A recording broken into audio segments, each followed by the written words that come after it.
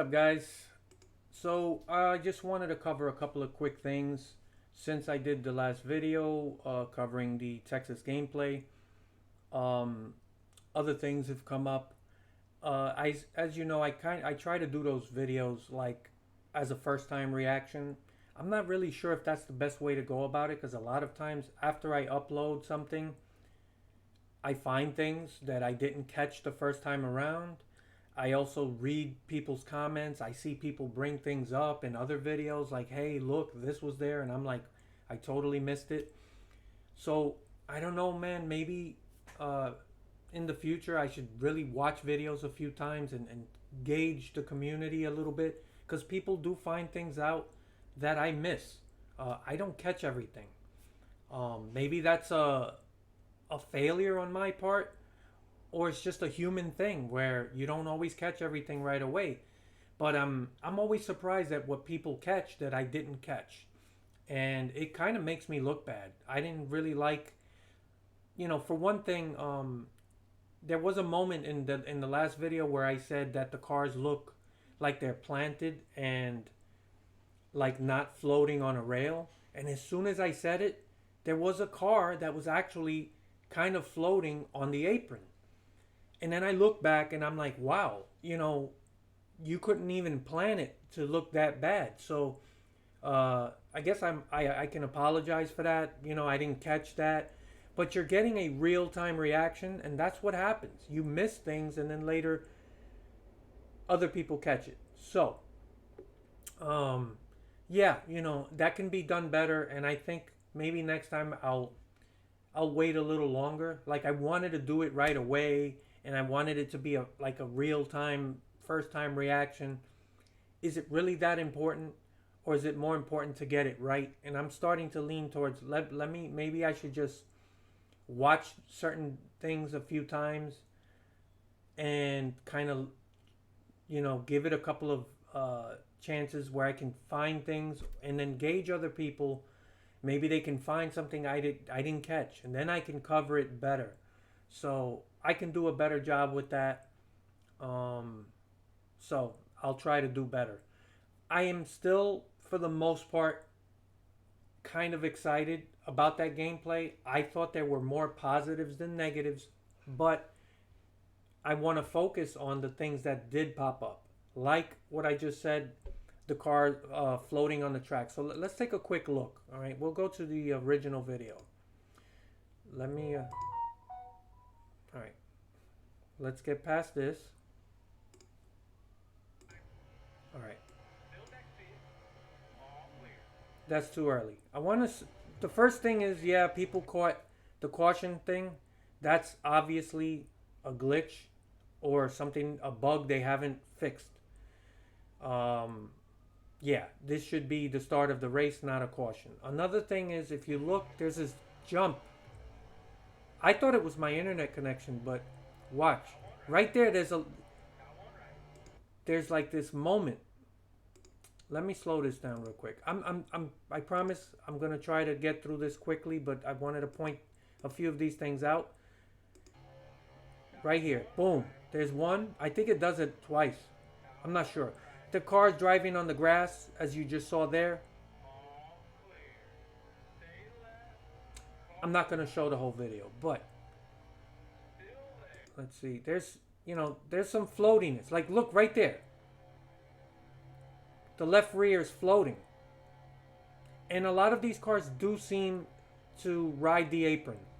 Now, someone else did bring up the fact that they've seen this in other games, including R Factor. I've never played R Factor, but I don't like knowing that this is an ongoing thing that has been going on throughout games. Either these guys aren't putting enough effort or time into testing, tuning, and tweaking these little things, or is it really that hard to fix that? I don't know what the answer is to that, but that stuff does concern me. Is it game breaking? I don't think so. But again, I haven't actually played the game and I haven't run a long race. Maybe after you're in a long run in the race and you're seeing this stuff pop up again and again, it can be game breaking. So I don't know. And I don't want to panic. I'm really sick and tired of this feeling I have where I'm on a roller coaster. These guys get me really excited. They show me some really good looking stuff. And then you find these little things that are just nagging. And then your excitement drops again. And it's up and it's down. And it's up and it's down. It's it's actually exhausting, mentally for me. I just want to know what the fucking deal is with some of these details. Motorsport games is not doing a good job because they're not answering basic questions. I know they can't answer every question that pops up, but there are some basic questions that have repeatedly popped up. They don't answer, they don't give you any explanation. We are less than 10 days away from the release. Nobody has early gameplay footage. I mean, this is gameplay footage, but I'm talking about from somebody who got an early copy and can be upfront and tell you what this game really feels like, any issues, the things we've seen with NASCAR Heat. We've seen people get early copies and be able to show things. There's still time, but they're really cutting it close. And those things are big red flags to me. Whenever a company doesn't release early copies or you don't see early reviews, that's a bad sign. Now, like I said, there's still time. I don't want to panic, but a lot of this stuff is just piling up. It's a lot of little things like that, where who do you talk to about this? Who do you ask why these cars are constantly going in the apron and in the grass and floating? That stuff is not good. Look, they chop the grass. It happens again and again. I saw it once, but I wasn't focused on that. There are things to like. I don't want to drag people down into the mud of like negativity. I'm not trying to do that. When there's something good, I point it out, but I got to point out the negative too. Um, the spotter, I'm happy with how busy he is and he's giving you information, but I got to question the accuracy. There are times he says clear and then right away says inside. It's like, so were you really clear? And if he tells you you're clear and you decide to pull the car to the left and make a move and you're not really clear, that's going to be a problem. So I don't know how accurate it is. I can point out other things. Now, before I get to the other rumor, okay, I will say that all of these little bugs, glitches, issues, questions can all be put into one bin. And that bin is labeled test and tune. How much time do these guys really spend testing and tuning? And this is not just, I'm not just asking for this. Every year I'm asking these questions because it just feels to me like these games are released every time with too many bugs, glitches, and things that still need work. And then they expect the community, the consumer who pays, I mean, they're charging full price for this. Um, First of all, $90. I know I've heard people complain about that. I have to say, that's on you. There's no video game worth $90. That doesn't exist, in my opinion. Nobody should ever pay $90 for any fucking game. I mean, maybe if you really want to get into the technical side of it, I could go back to like GTA 4 when you had the Ballad of Gay Tony and the Lost and the Damned, complete full chapters, story that were part of the story that were added to these games, and you could buy them separate. And if you wanted to sell it as a package, that is money well spent because that you're actually getting real content, not fucking paint schemes and bullshit or little stupid things like, oh, I get to drive, uh, um,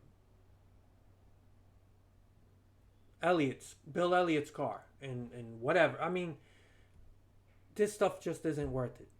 I think anybody willing to spend $90 for the trinkets that you get, you're crazy. No game is worth 90. Now $60, this is where we can go back and forth. Is it really worth $60? I don't know. I won't know till I play the game, but it doesn't look like it to me. But it's a bullet that I'm willing to bite for this first game, knowing it's going to be on the bare bones side. But when you release a game and you want to talk about how it's the first game and it's going to be bare bones, then you also have to say, well, I do expect the gameplay mechanics to work. I expect the AI, these bugs and glitches, they better be ironed out, man. You can't release the game like this and then expect people to wait for a patch. And another thing is, history has proven that patches don't fix everything. I can't. I lost count of how many patches Eutechnics released. Didn't do anything. Never felt like they did anything. And on the rare occasion that a patch does seem to fix one thing, sometimes it introduces other problems. The consumer should never be the beta tester for these games, unless you want to release this game at $20, $25, and say, listen, it is what it is. It's the first game. It's it's going to be missing some stuff, but we're releasing it at $25 and we're going to build on this, and we're going to use the feedback from the community. And that's the type of thing you expect from a small developer. These guys have a lot more resources, a lot more money. And what it looks like to me is this yearly business model, which I've talked ad nauseum about, is a problem. It's always going to be a problem because these developers are forced to work within a very constrained time frame. There's only so much you can do, no matter how much money you have.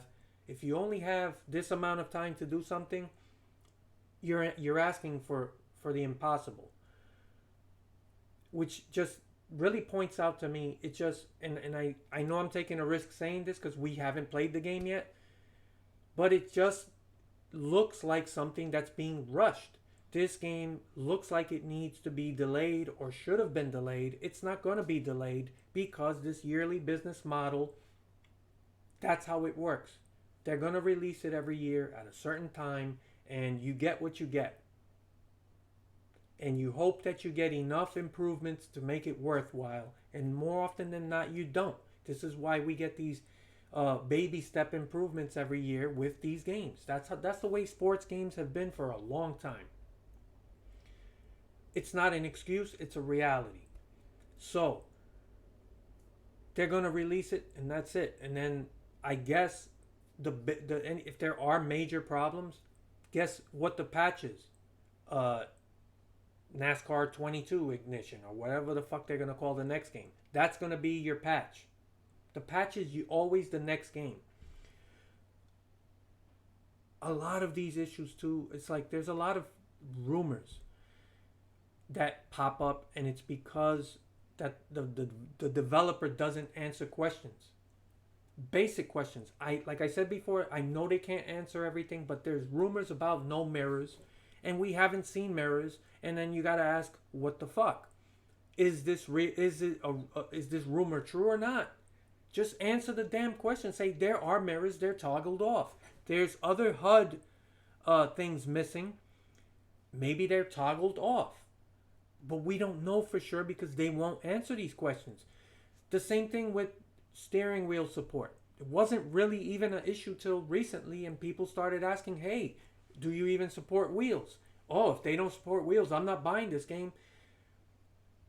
Unnecessary rumors. And they did confirm that yes, there is wheel support. They're going to go through that. They're going to reveal details, but they said that a while ago. They haven't revealed it yet. What do you expect people to do? When you don't answer questions, you don't give definitive, detailed explanations of basic questions, people are their imagination's always gonna go to the negative. Never to the positive, always to the negative. So people are gonna start wondering, oh, is there steering wheel support? Which is ridiculous to even have to contemplate that, but then you think about it, and more time goes by, and they don't answer these questions, then you have to say, well, maybe it's not such a crazy question after all. Maybe they don't support wheels. It's things like that the developer can avoid if they simply are more upfront. And I keep telling you people, don't be afraid to answer questions. And if there's something that's not in the game, you need to tell people. Because it's worse once people buy the game and then they start saying, look, these people lied to us. They kept it secret. And look, the first game is the most important game for any developer. This is the most important game in the history of motorsport games. And it's always going to be that way. NASCAR 21 Ignition. This is the game that this company is launching as their product. This is their first official product. You cannot afford to allow shit like that to happen. You got to be upfront. And things like that, you know, these cars driving on the apron constantly, and you know, there's that little floatiness. There are things that there's a lot to like about the game. And there, but every time I'm excited about something, something pops up, and it's like, oh, another nagging question, and you're left wondering what's going on. I know they can't answer every question, but man, this brings me to this other thing with the paint booth. Now let's go here. They said that it's official. This is from Traxion GG. All right, so Traxion is a channel. You could find it on YouTube. They cover a lot of this stuff. They are Wednesday, 4 o'clock in the afternoon. They'll be live streaming an extra special early look at the NASCAR Ignition paint booth on Traxion. So I'll be watching that. They're gonna go and I guess show you details of the paint booth. They'll probably play with the paint booth, show you what's possible. I'm happy with the options and the things you could do in paint booth. It looks a lot like the Utechnics paint booth, which was one of the few things they did that was actually good. So I like the paint booth. You can tell they put a lot of work into it. The community has been asking for a paint booth. We've gone 5 fucking years with no paint booth and just a very bare bones, minimal customization. And they finally, they give it to us. They give it to us in the first game. But now there's this rumor that, and a couple of people have said that it was actually confirmed. I haven't seen it, but that you can't use your custom paint schemes in career mode. I can't fucking believe it. Like, I'm not going to get upset because I'm just tired. I'm really more tired than upset. It's just, I don't understand who's making decisions like that. If this is true, it might not be true. And if it's not, you know, good. But no, because we're not having any questions being answered. This is a very possible situation that can happen. The career mode in any video game, especially sports games, well, career mode is just for sports games. Okay. The career mode is the central core of any sports game. I don't care if all you care about is multiplayer and online racing and shit like that.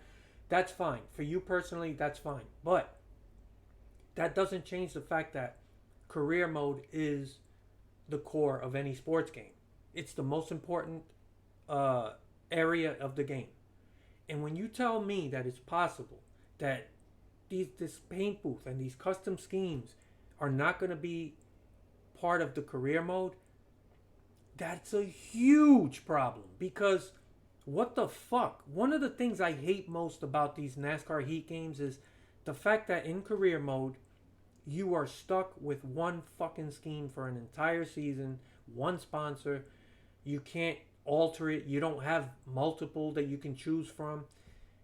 And now you're telling me that this great thing you added that people have been wanting, that's a vital part of NASCAR, just this, you know, and it might not be part of career mode. Who makes that fucking decision? That's a boneheaded decision. Now, if you want to tell me that the reason is because sponsors won't allow certain things, and if let's just take for example what it looks like in this paint booth. It looks like it's heavily leaning towards Joe Gibbs Racing. You got FedEx, you got M&M, a ton of M&M stuff. If you want to say to me, well, if you get a contract offer, it's going to be from FedEx or M&M's or somebody, you have to run their scheme.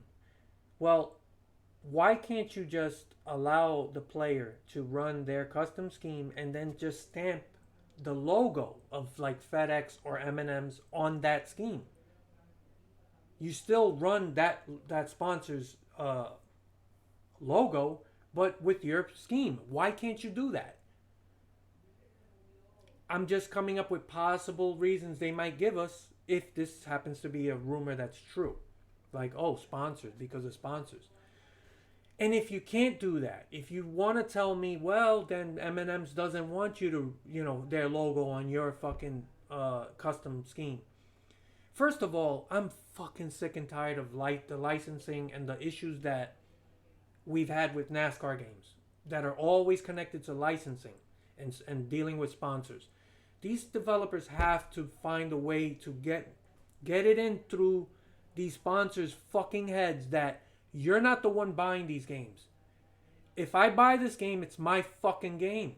And if I want to run my paint scheme, you're going to control how I play this game. You're going to force me to use your fucking sponsor and scheme in the way that you want it. What the fuck do you care what I do with my game? If I'm paying $60 for this game, I should be able to do what I want.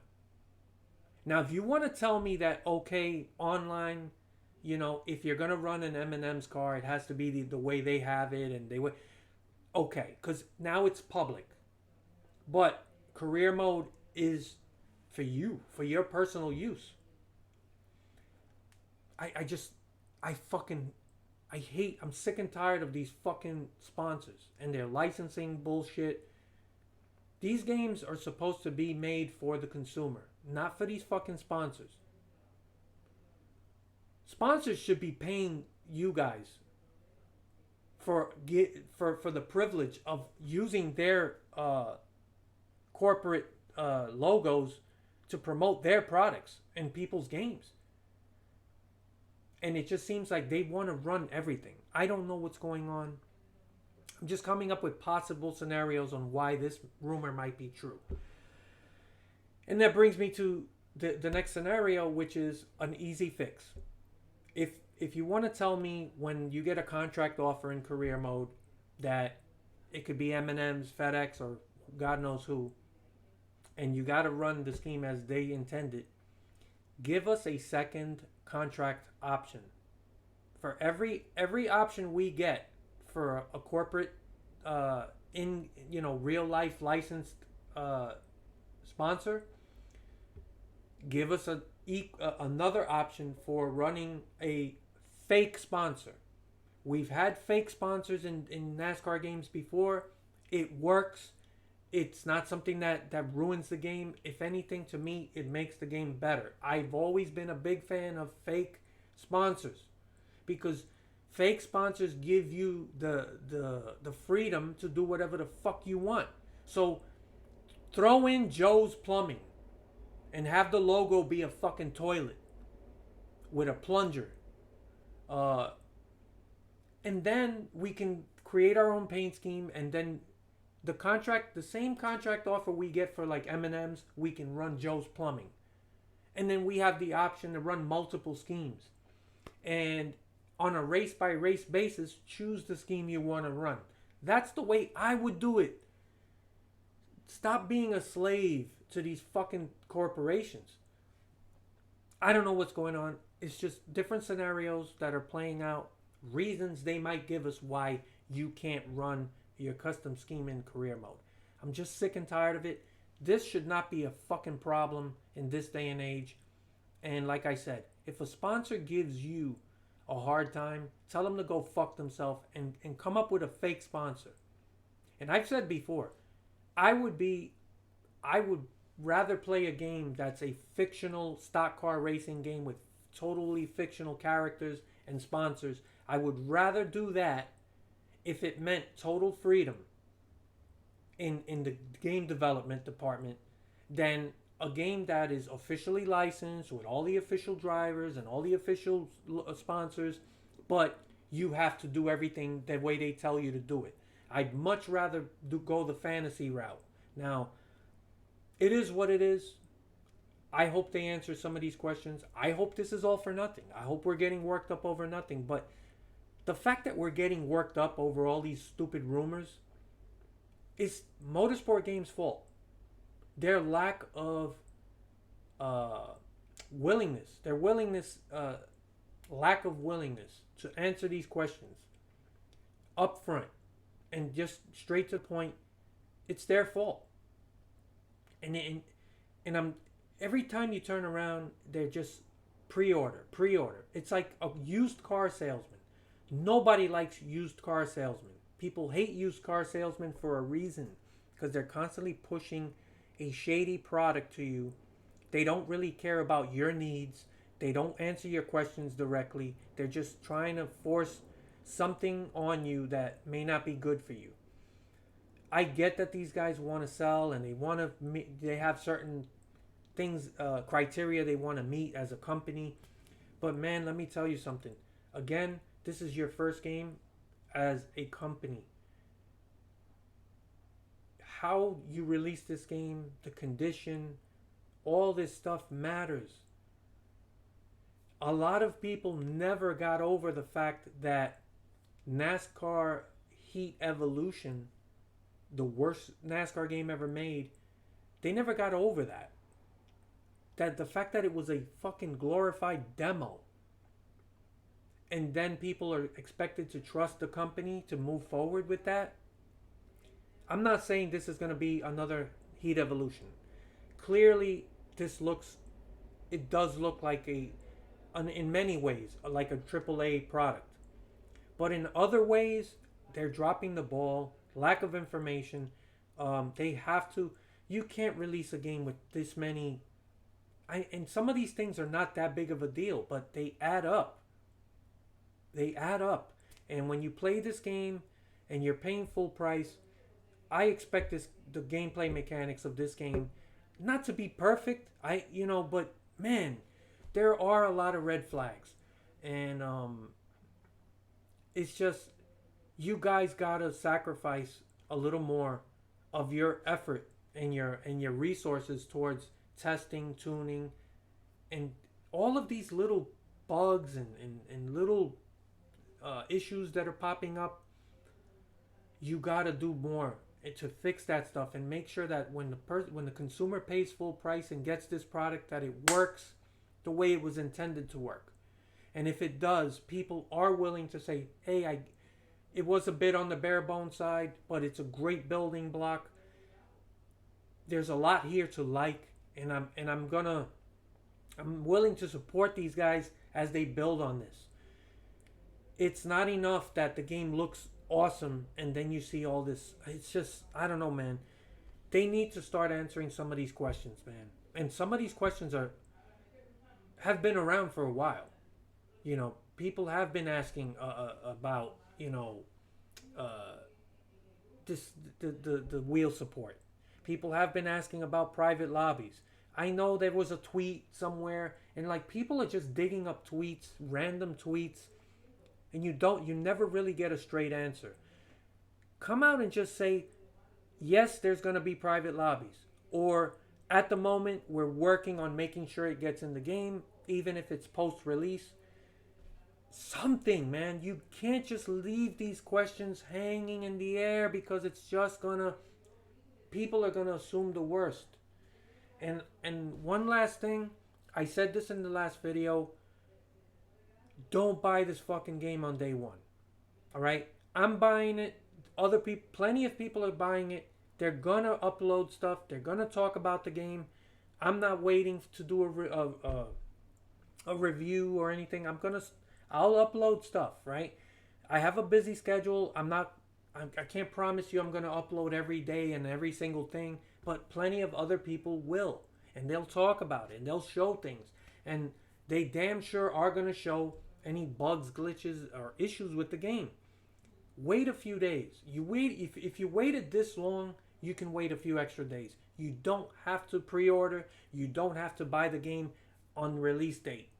You can wait a couple days. Wait to see what people say. Wait to see what they show you. I mean, you've seen for yourself, right? I do a reaction video in real time, and I miss things.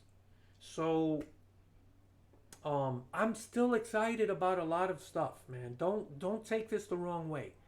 It's not like I'm just jumping ship, but I'm not gonna tell you people there's no issues or there's some serious red flags, man. And we're less than 10 days away. Nobody has an early copy. There's no reviews. I expect to see something this week, but and let's see what these guys say about the paint booth. Are they just gonna gloss over it and show you some of the cool things they do and not mention uh, that you can or can't use it in career mode? They need to answer some of those questions. Now, I don't know, man. I like where these guys are going. I like the direction they're going. They do seem like they're trying, right? They're trying to do things, and if there are issues along the way, you got to show us that you're at least aware of these issues and you're trying to do something. You can't just be silent, show some of this stuff, and then we're asking what the fuck's going on with these cars floating on the apron and cutting the grass and certain issues with the AI. I liked a lot of what I saw with the AI, but there are other things. Maybe they need to spread out a little sooner. They do seem to stay more packed together than a real life. You watch, if you saw yesterday's race, after a couple laps, the cars were spreading out already. We also don't know what the settings were. Maybe it's the settings. They haven't even show us a menu with the settings. You know, 704 did all that. They showed us when they added all these extra options, they showed it. You can't be afraid to be upfront with your consumer base. You can't. And I think this is their biggest mistake right now. You get people super excited, but then you leave things hanging. You don't answer certain questions that need to be answered, you know. So that's pretty much it. I'm just tired of the up and down. You know, I really excited about something. I see it, and there's a lot to like about what we've seen so far. But then you see a lot of uh, glitches, bugs, things that make you question things, and then you read other people asking questions, and it's like, with the steering wheel thing, it's like that was never in my mind. Like, of course they're gonna have wheel support, but then time goes by and they never address it, and then you're like, wait a minute, why aren't they just squashing this immediately? Maybe there's truth to it, and then that's how the human mind works. And a lot of this just reminds me of what in my opinion is the biggest, I don't know if I should call it a mistake or fuck up, really a fuck up, that we've ever seen from NASCAR developers ever, and that's the lack of stats. You guys who've watched me for a long time know that's the single biggest issue I've ever had with anybody in NASCAR game development, going all the way back to Eutechnics. And remember, from Eutechnics to 704, we went 7 straight years with no stats for a sports game. And to this day, I still can't believe that actually happened. And I was the only one really screaming about that. And then later on, other people joined the fight. People like What If, who I always appreciate, What If Racing. Other people started saying, yeah, what the fuck? And finally, they started adding a stat compilation to these NASCAR games. And now I'm like, I haven't seen anything concerning stats with this game. And you see where I'm going with this? Am I really going to have to start wondering about stats in a NASCAR game? I hope not. Because that's going to be the point of no return for me. That is inexcusable. It's the most embarrassing thing I've ever seen any sports game developer ever do, which is just ignore fucking stats in a sports game. So you can't let things like that linger. You gotta answer at least basic questions. And this, the more secretive you are, the worse it's gonna be. And where's the early copy releases to people? I mean, I'm sorry, I don't trust IGN or GameSpot. You know, these large media corporate, well, I don't want to call them corporations, but these media outlets, right? That everybody knows, everybody watches, they have a shady history when it comes to reviewing games. Okay, I'm not going to get into all that, but they all have shady business practices. You can't always trust what they tell you when it comes to video game reviews. This is why people more and more turn to people on YouTube. And I'm really nobody. I'm just a tiny speck on the map of YouTube. But people like Real Radman and you know What If Racing, other people with a larger following, people trust these guys because they actually care about NASCAR games. So those are the people we want to really hear from. We don't want to hear from IGN or GameSpot. They'll review the game, but they don't know what to look for. They're not even NASCAR fans, and you can't really trust what they say. They have very shady uh, business practice histories. Okay, so that's all I gotta say for now. It's just it sucks because I was so excited when I first saw that gameplay, and then now it's like reading all these questions and hearing people say all this stuff like maybe there's no mirrors in the game. I mean, come on, man. Are there fucking mirrors in this game or not? You guys gotta fucking answer these questions. So, yeah, don't do this to your base, man. You gotta have some respect for your consumer base. You're asking $60 full price for a game that really, it just, it's gonna be bare bones, man. And $90, anybody willing to pay $90 is crazy. I'm sorry to say it. I'm not attacking anybody, but don't do that. And wait a few days before you buy this game. See what the deal is. Those are my thoughts. I look forward to your comments. Later.